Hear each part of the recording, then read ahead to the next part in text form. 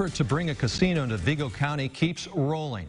Nicole spent the morning at the State House where the committee hearing for Senate Bill 552 was held. She joins us now with more on the progress that was made during that hearing. I know John Ford, he looked like he was sort of happy there. Oh, they were really happy, and that progress was one that was unanimous in the Appropriations Committee, which is the meeting that they had today. With a 12-0 vote, Senate Bill 552 passed through that Appropriations Committee and is now on its way to the Senate floor. The main focus of today's committee hearing was addressing Amendment 46 to the Gaming Matters bill. Senator Messmer says the amendment primarily works to clean up and clarify parts of the latest version of the bill. Senate Bill 66, regarding Gary's economic development, was amended to add Vigo County to its language, elevating the county's chances of obtaining that casino license. Both Senator Messmer and Senator Ford say today was a step in the right direction for Vigo County and the state of Indiana as a whole.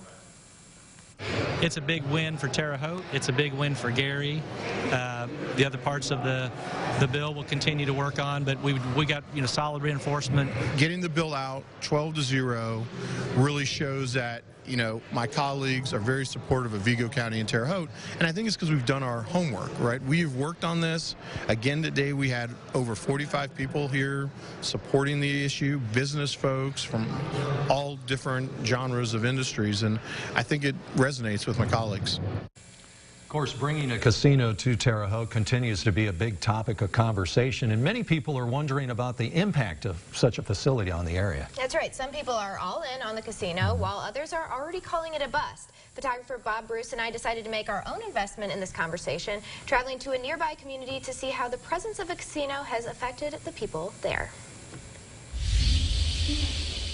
This is, in my opinion, one of the biggest gaming bills maybe in the history of Indiana. Gaming matters. That's the subject of Senate Bill 552, a piece of legislation that could bring a casino and all its effects to Vigo County. But just how much can gaming matter to one community?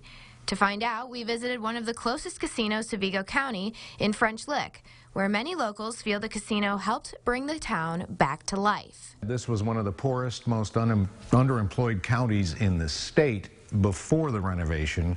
Now we've got an economic lifeline that employs around 1,700 people, both full and part-time, at peak season. Aside from an influx of jobs, tax revenue has the potential to greatly benefit a community. According to the Indiana Gaming Commission, riverboat gaming taxes contributed to over $46 million in local funds in fiscal year 2018, an increase of nearly 10% from 2017. Local leaders in French Lick say that revenue has greatly improved quality of life. I don't think there's any question about that. The quality of life, the availability of jobs. I mean, almost everywhere you look right now, everybody's got a help wanted sign on their door. So before we were one of the highest unemployment rates in the state, and that's not the case anymore. Basically, we've revitalized the whole town. We have a new facility here, a new town hall, new fire department, police station. We have new vehicles. We've doubled our manpower, and French Lick likewise. Improving the overall state of French Lick and West Baden has in turn brought in tourists from throughout the state and beyond. A 4 to 5 hour driving range is what we typically get guests coming for a long weekend or a few days stay throughout the week. A recent fiscal impact statement estimates 800,000 to 1.1 million patrons visiting a Vigo County casino. But the key to understanding French Lick's economic and tourism success is to understand that it doesn't come solely from the presence of a casino. Casinos are not the panacea they once were because we're taking that pie, and as we add and move casinos and the racinos coming online, Ohio legalizes gambling, Kentucky now has the Derby City gaming. So as we cut it up more and more and more into smaller pieces, the economic impact of an individual casino is going to be lessened just by pure mathematics. Could it help? Sure.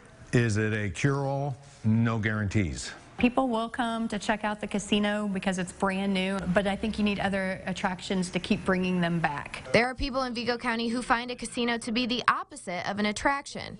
Local pastor Dennis Tyson says he lived near the casinos in northern Indiana and saw a lack of the economic boom advertised. If the promise of the casino is that all this money is going to come into the community, they've not seen that happen in any stretch of the imagination. In French Lick, leaders say negative tones have changed in recent years. At first there was opposition, I mean, but that since went away. I mean, you don't hear anybody that's objected after they see what all it's brought the community. I mean, not hardly anybody objects anymore. But Tyson says a casino in Vigo County, while alluring, is a misguided way of improving the community.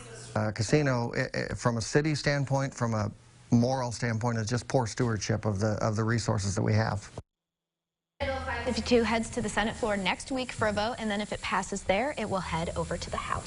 Still a long ways to go in the legislative process, but right now the process is moving forward. Thank you, Nicole, for that report.